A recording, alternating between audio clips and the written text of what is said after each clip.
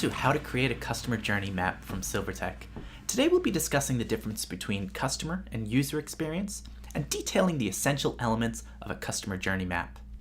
I'm your host Ian Hughes, content strategist here at SilverTech, and I'm joined today by Samantha Maltis, SilverTech's principal strategist and customer journey expert.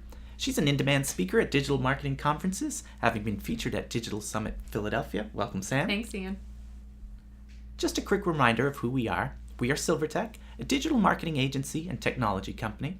We've been in the digital space since 1996. We have more than 80 crew members engaged in more than 80 active projects across a variety of industries. Our goal is to redefine how organizations understand their audience and the entire customer journey. We do so with intuitive design and a seamless sharing of data across the main marketing technology platforms, your content management system, CMS, marketing automation platform, and CRM. The agenda for today's webinar looks like this. First, we're going to discuss customer experience, CX, versus user experience, UX. Then we'll answer the question, why do I need a customer journey map? We'll cover the essential elements of a customer journey map, and we'll close with how to implement a customer journey strategy. So customer experience, CX, versus user experience, UX. Though it may go by different names, customer, user, buyer's journey, the goal is really the same. It's to better understand the many interactions your potential customers and customers have with your brand. We'll refer to the customer journey and customer journey mapping throughout this webinar, but our intention is really to refer to any type of multi-dimensional map that helps you understand your users' flow as they engage with your product or service.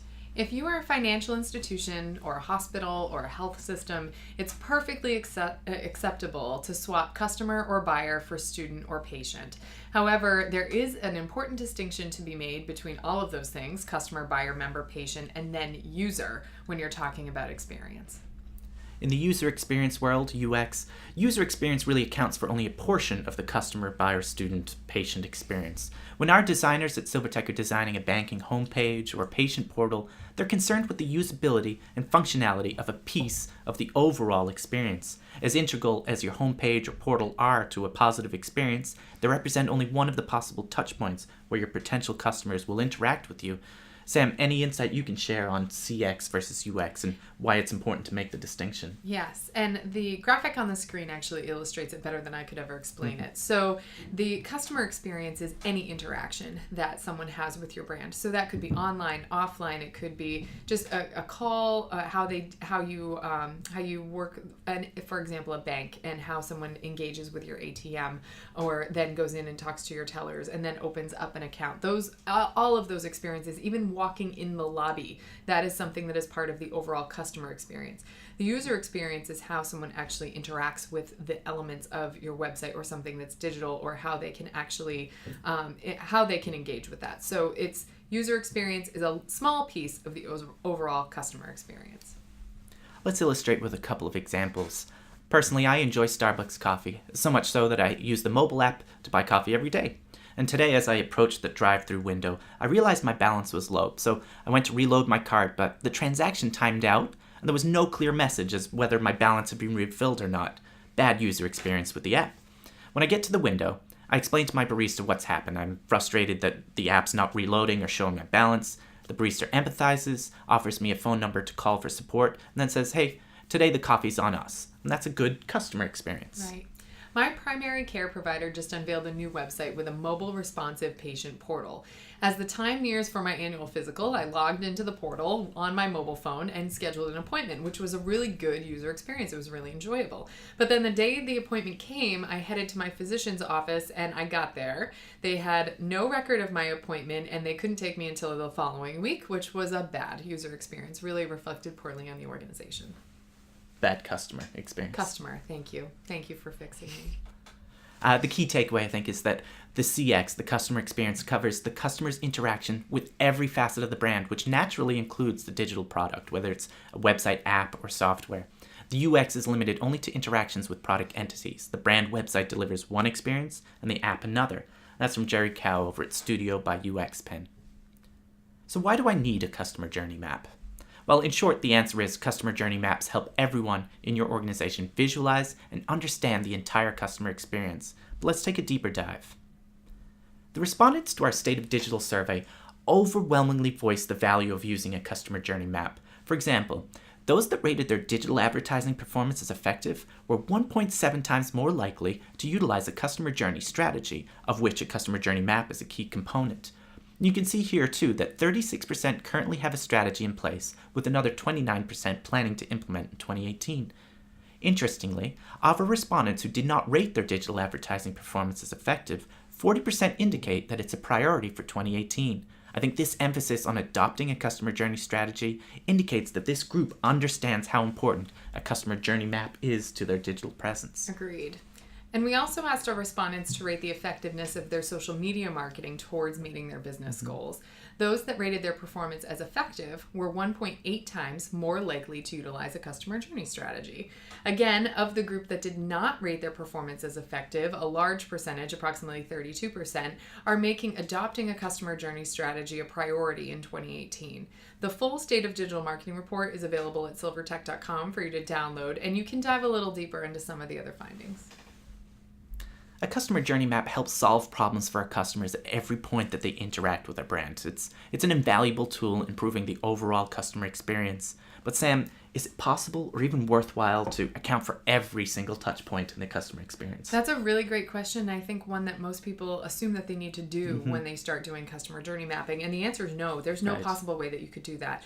We're going to talk a lot about that moving forward and what are some of the ones that you should be mapping. But no, when just starting this webinar, coming in here, we're not telling you that you need to be mapping every single potential interaction with a customer journey map. We're just telling you that some improvement would be made by doing some of those interactions. Yep. Here's how Starbucks would map the experience for a customer like myself. I note the multi-dimensional elements of the map. At the bottom, we can describe the literal journey of the customer from my office to the cafe, and the bold line represents my state of mind at each point of the journey. Then above, we can identify elements which could enrich the experience. Sam, we talk about this map quite a bit. Anything that jumps out at you from the Starbucks experience map? I love the Starbucks map. And the reason that I like the Starbucks map is because it includes everything, but it's even pre-sale and then there's post-sale. So it's that anticipation factor. So even deciding where people are going to go to get coffee, and there's a piece that's there and a positive and a negative experience there. And then there's this large piece of engagement, which we agree that's where most of that customer interaction happens, from walking in all the way through that cashing out process. But then there's the reflection point, and that's something that is typically left off of customer journey maps because it's not an on-stage interaction that we typically have. We're going to talk a little more about those in a minute. But that anticipation point is so important, the reflection point is so important to building loyal customers. And so I think it's really important that that's part of this map. And I love that it includes positives, negatives, journey. It's very comprehensive. It is. Without mapping every possible scenario, it's still a good guide to go by. Absolutely. And here's another off-sided example of a multidimensional map, this one from Lego. So customer journey maps can be cradle to grave, where they account for as many possible touch points as they can in the customer experience, or they can map a specific experience with your brand. The Lego example here maps the experience of a visiting executive. And though the format differs greatly from the Starbucks example, it similarly charts a physical journey and the state of mind at each touch point. Sam, Starbucks map was a timeline, this one's a wheel. Any difference there, and which one do you prefer? I think, that's an additional question. I like that one. So I like them both for different reasons. I really like this one from Lego, mostly because it does actually indicate how a customer journey typically goes. It is in a circle. So they engage with your brand, they have that whole experience, they decide whether or not they want to do that again, and then it's a continual thing. So most of your customers are recurring customers, right? And I also like how visual it is. They made it very easy to digest, especially all the little smiley faces. You can see whether or not someone's having a positive or a negative experience, but it can be hard to follow. So I don't even know if you could turn that Starbucks map into something like this. So I think it really depends on what is going to work for your brand and those iterations. But there's a lot of, I think more than anything, these two examples illustrate that there's a lot of different ways to do this. There is no right or wrong way. Sure. It's really just in terms of what's going to work for you. Exactly. So whether it's a wheel or a timeline, I think here's the main reason you need a customer journey map. A customer journey map is critical for businesses that want to eliminate inconsistencies, get rid of those silos, align efforts across departments, and better understand the customer's needs. It makes it easy for employees to visualize the customer experience from end to end while helping them deepen their understanding of customer needs and expectations. Absolutely. And that's from our partners at HubSpot. Yes. In our last webinar, we went through the steps to develop personas, or fictitious representations of your audiences. And well thought out personas, we concluded, are the foundation of personalized one-to-one communication. Customer journey mapping builds upon that foundation by taking your personas through the hypothetical experiences with your brand. A customer journey map can inform everything from the information architecture of your website to the posters that you display behind your teller in the bank line in your branch. There's a lot of different uses for these things. So the question then becomes, how many maps should I create? I think of primary importance to the digital marketer is the experience your potential customers and customers have with your website. So we recommend that you map the ideal experience on your website for each of your personas. Now, in our last webinar, we determined that 5 to 7 personas was probably the right amount for most organizations, so at a minimum, perhaps 5 to 7 maps. However, the answer to how many maps you should create depends really on how many experiences you want to improve. For example, a bank and credit union, in addition to the website journey, may also want to map the in-branch new account opening process. And you can then compare the two. How is the digital process compared to the in-branch physical process, and are there any improvements that can be made along the way? Absolutely. Here's HubSpot's recommendation for how many maps you should create. So depending on your product or service, you may want to create several maps that reflect specific customer interactions, for example, onboarding. For other businesses, it's more helpful to define one comprehensive map that includes everything from the first touch point to the very last engagement. To simplify the process, you could break your maps down into 2 parts. So you could have a pre-sale and a post-sale, and define the content needed for awareness, consideration, and decision in each of those parts. Let's now get into the essential elements of a customer journey map. Though as discussed, a customer journey map can take many different forms, we at SilverTech have identified 5 essential elements of successful journey maps. They are persona, stage, action, emotion, and touch point, supporting content and features, and insights and opportunities. In our last webinar, we introduced our university digital persona, Focus Fran. Here at the top of the slide, you can see where we would include that persona element of the customer journey map. Just to review, personas are fictitious representations of your audiences, who they are, what they like, and most importantly, what they don't like. As we discussed in our personas webinar, you will likely have 5 to 7 personas to represent your audiences. They will take the form of a 1 to 2 page document that includes the following 5 essential elements: demographics, background, motivations, influences, frustrations and barriers, and then ultimately their ideal experience. Now, we did go into great detail on this topic in that last webinar, but anything quick you'd like to share, Sam, on how important or how a persona informs your customer journey map? I honestly feel that personas are essential to do the customer journey map. You need to have them first. The reason why you need to do those first is for all of these things. You need to identify these by your customer base, especially the motivations, influences, and the frustrations and barriers. That will help you get into their mindset, which we'll talk about in a minute, and then ultimately help us understand where in the customer journey map you may run into some roadblocks, or you can actually go above and beyond and really help that customer get their ideal experience. Excellent. The next essential element is stage. In the customer journey map, this is the timeline portion and represents where in the decision-making journey your customers are. Here we've identified 4 stages for Focus Fran: awareness, consideration, decision, and post-decision. Our partners at HubSpot identify 3 main stages. Awareness is the first, and in this stage, buyers identify their challenge or opportunity that they would like to pursue. In the second is consideration. So in that stage, buyers have clearly defined the goal or challenge and are committed to addressing it here. And the third and final stage in the HubSpot map, or the buyer's journey, is buyers have already decided on a solution or a category. We generally go a stage further than HubSpot to include that post-purchase stage. And this is where your customers are engaging with your product and service. And I think there's a huge opportunity at this stage to surprise and delight and build loyalty. Absolutely. And though we represent the stages in a linear fashion, it is important to note that your customers are not necessarily on a linear journey. They may skip stages, even restart the journey many times over. Yes. The linear representation is more for ease of use for yourself than anything else. Right. Sam, could you talk for a moment about that post-purchase stage and how valuable that is? Yes. So post-purchase stage is really where you build brand loyalty. And so after that reflection period, in terms of somebody thinking through how that interaction went, whether or not they were happy, unhappy, if they were willing to give you another shot, or if they're completely done with your brand based on their interaction, right? So that phase and how you address the potential concerns, positive, negative, anything in that stage, is really when you figure out or really where you can identify your loyal customers. And so that is one that's typically left off, but it's one of the most important in terms of referral. Sure. We know that referral business makes up most of B2B in a lot of ways. Referrals are so important now that Facebook actually added in their referral mechanism, Sure, right? yeah. So there's different ways to ask for those things, and people normally go to friends and family for those things. So just something to think about as you're going through that process, making your maps. Make sure you add that reflection or that referral stage, that loyalty stage. Absolutely. The next stage is action, emotion, and touch point.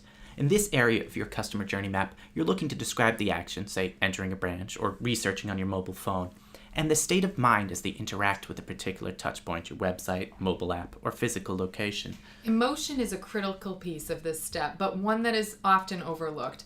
And we know that when we engage with people in a one-to-one situation in real life, that emotion affects our tone of voice, our physical posture, a lot of different things.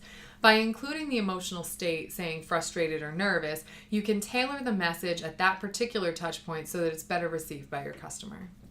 And then the next stage is that supporting content and features. What content works best at this point in the map and what features it should have is what you're going to get from this. Awareness content typically takes the form of a white paper, checklist, how-to video that answers and educates. Consideration content takes the form of a webinar, case study, or FAQ that can show how your company can solve their problem. Decision content takes a trial, demo, or consultation that will help make a purchase decision. Then that post-purchase content can take the form of a satisfaction survey, a special offer, or referral bonus. And with the added dimension of action, emotion, and touch point, you can ensure that the tone and presentation of your content is appropriate.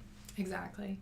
So what can you do to win over your customer? This is also where you can identify whether the interaction has any offstage elements. Really important to note. We made a mention of it before. An onstage interaction is one that takes place in front of your customers. An offstage interaction is what goes on behind the scenes. For example, a customer reads a blog post and then signs up for your newsletter. That's an onstage interaction. That form fill then triggers enrollment in your newsletter list so that your customer can receive an email when the next blog post is published, and that's an offstage interaction. It is useful to identify offstage interactions as you may be able to automate some of them in this example. Sam, I often think on stage and don't always think about the pieces that go behind it. How valuable is it to consider those off-stage interactions? That's a really good point, and I think a lot of marketers would be in the same boat. Is they are really thinking about the interactions that they have with customers and not all of those back office or off-stage experiences that ultimately inform that on-stage experience. And so I like to think of it in terms of a production. So a musical or a play, you have your actual opening night, and there's only so much that's only a small percentage of everything that goes into an overall show. You have costume design, and you have set design, and you have marketing. You have the person in the lighting booth who's actually switching out gobos. You have all of these different pieces to this show, to this production that no one ever sees. But can you imagine if you showed up to the theater and there weren't any costumes for this play? You wouldn't be able to get into character. You wouldn't be able to get into the story the same way that you do. So it's really important to think through all of those interactions or all of those supporting roles so that you can ultimately have a positive interaction on stage. That's helpful to think of it in that way. Thank you. Yeah. Let's now discuss how to implement a customer journey map. We've identified the reasons you need a customer journey map, the essential elements of a map, and now let's see how we can introduce it to the organization. Absolutely. So your customer journey mapping is imperfect. I'm sorry, it is. As it is nearly impossible to map every interaction your customers have with your brand. So take, for example, the seemingly simple journey of the gumball experience, and you can see that here on the screen. At first thought, you may be inclined to map this journey in 2 steps. Very, very simple. The customer inserts a coin, the machine gives a gumball. But what happens if the machine breaks, and where does that customer go? Do you have a process in place?